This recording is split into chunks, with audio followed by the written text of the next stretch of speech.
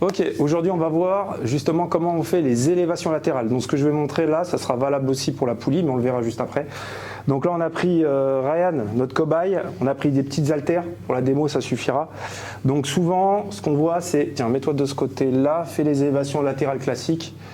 Non, reste droit. On voit souvent les gens qui restent droits et qui font ces élévations latérales, ils font comme ça. Ok, tourne-toi, reste droit, vas-y, voilà. Ok, stop, retourne-toi. Ok, donc là, ce qui pose problème, c'est que en fonction de chaque personne, donc on a tous une génétique différente, ce qui va être important, c'est de mettre l'attention dans les fibres. Donc là, si tu te tournes, tourne-toi comme ça.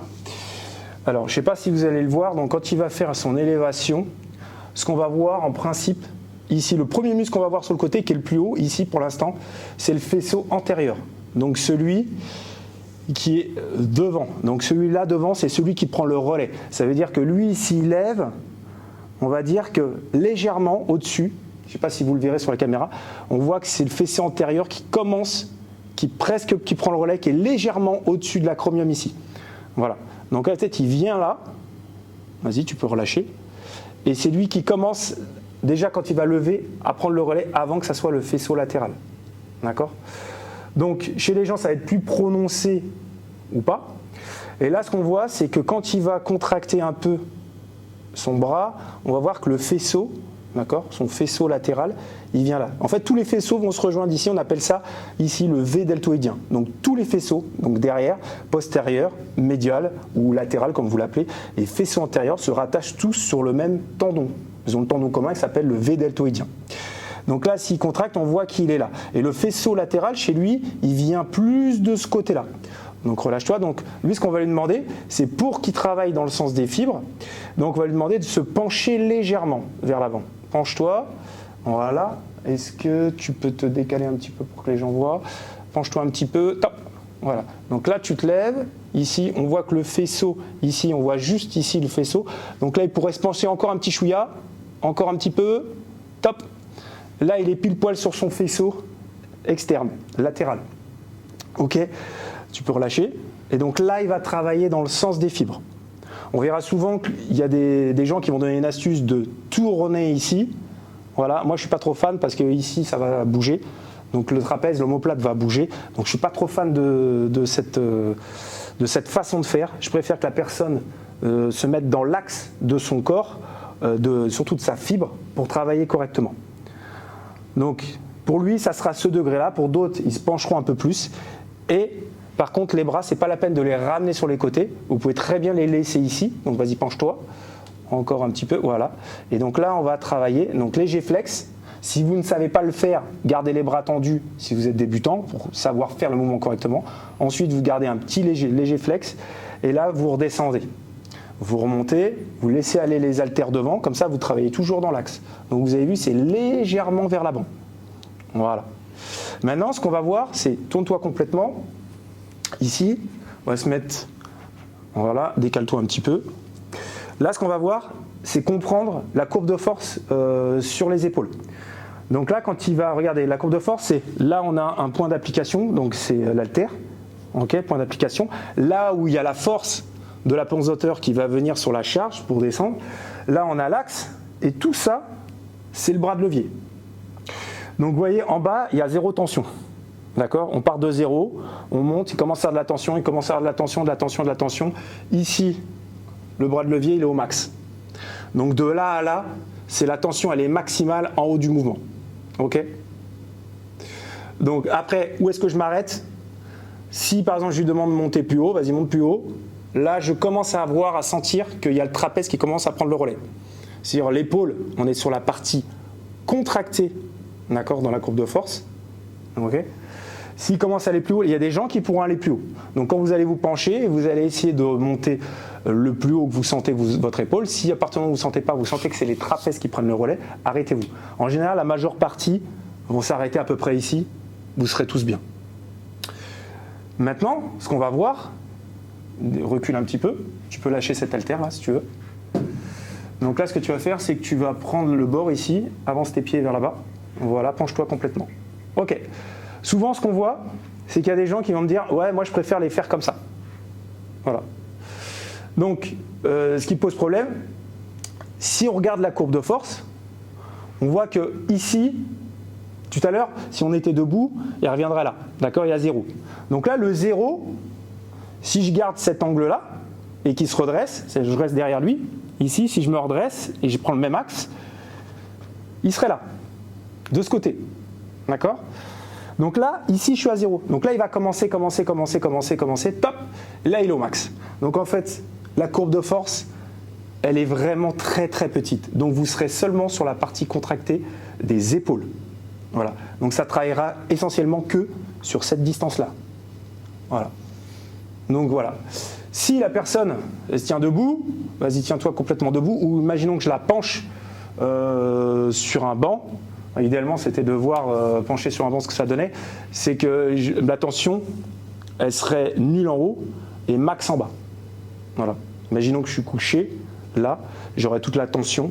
Donc je mettrais peut-être je vous mettrai en dessous une vidéo une démo pour voir. Voilà. Ce qui va changer, c'est maintenant, on va voir la poulie. La position, ça sera exactement la même. Donc le principe de la posture, ça sera le même. Sauf que là, l'avantage, c'est que des fois, on a justement des bords ici. Donc vas-y, recule-toi. N'hésite pas à tenir à la barre ici, ou poser ton coude exprès. Essaye de trouver ta posture, justement. Penche-toi un petit peu, encore. Donc là, tu peux avancer ta main, ici.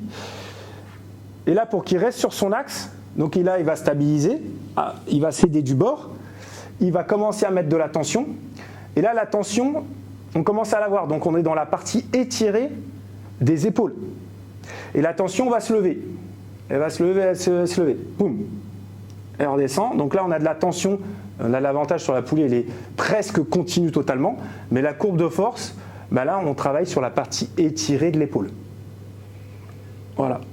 Donc là, à chaque fois, on pense toujours que la direction de la force, c'est la direction de la poulie. C'est plus vers le haut comme l'haltère tout à l'heure. Elle va dans ce sens-là. Donc plus je me rapproche du levier, c'est-à-dire je reste en haut, là, par rapport à mon levier, je suis proche, donc il y aura de la tension en haut, mais il y en aura moins. Là, regardez, le câble est proche de mon axe, je m'écarte de l'axe, ma tension, elle sera maximale à partir d'ici. Quand je vais travailler, je vais avoir des problèmes pour monter la barre, ça va ralentir à partir de là. Et vous pourrez commencer à monter, ça sera moins dur, ici. Voilà. Donc c'est comme ça qu'on travaille, et après on trouve la position idéale. Voilà. Garde toujours ta main dans l'axe de la poulie.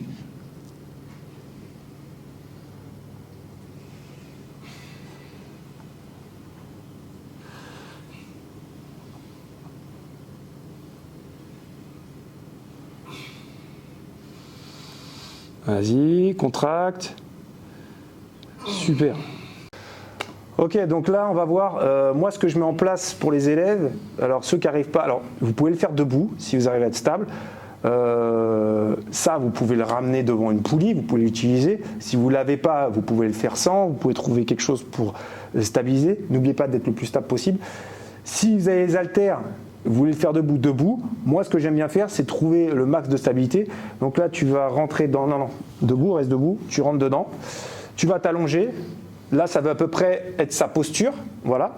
Et là, il pourra se concentrer vraiment que sur les élévations latérales. Donc là, il va partir... Voilà, ici. Voilà. Là, il est sur sa partie. Sur sa courbe à lui. Donc, on est dans le sens, dans l'axe des fibres. Et il va pouvoir travailler. Donc, ça sera toujours... C'est pas la peine de rester en bas ou de faire des à-coups. Ce qu'on veut, c'est toujours avoir de la tension. Ceux qui n'arrivent pas à sentir les épaules, il faut qu'ils prennent conscience de, quand par exemple, quelqu'un qui n'arrive vraiment pas à ressentir, c'est que tu vas rester dans cette position-là. Il va imaginer que j'ai ma main ici derrière et que lui, ce qu'il veut, c'est avec le poing. Après, le plus dur, c'est justement de garder la même forme, c'est-à-dire le léger flex. Mais dans l'intention, quand tu vas lever tout doucement et tu vas essayer de toucher ma main le plus loin possible, comme si quelqu'un te tirait. Voilà, viens sur le côté et viens toucher ma main avec ton poing. Voilà, le plus loin possible. Voilà. Et là, forcément, là, ça va créer de la tension. Tu l'as senti ou pas? Ouais. Voilà. Et là, c'est pareil. Est-ce que je monte ou pas? C'est en fonction de vous. Si par exemple vous activez votre trapèze, c'est pas la peine. Voilà. Si vous voulez avancer un petit peu plus et monter, vous pouvez. Mais plus vous allez monter, plus vous allez activer votre trapèze. Et après, il y a une partie du trapèze inférieur qui va commencer à travailler parce qu'on est proche, très proche. Donc le but à chaque fois, c'est de solliciter. Si vous mettez trop lourd, ce qui se passe, c'est que si vous mettez trop lourd, c'est d'autres muscles qui vont travailler à votre place. Voilà. Et ceux qui n'arrivent pas à travailler même avec des 2,5 kg ou des 5 kg, parce que des fois c'est les femmes qui ont le poids est trop lourd, là à ce moment-là, exceptionnellement, vous allez plier les bras. Voilà. Mais si vous pliez les bras, vous raccourcissez votre levier. Donc vous n'aurez pas la même force que si vous prenez un poids en allongeant votre levier. Donc quelqu'un qui a des membres longs, ça sera plus difficile avec 5 kg qu'un quelqu'un qui a des membres courts avec un 5 kg. Il ne pourra pas produire la même force. Voilà. Donc voilà, ça sera tout.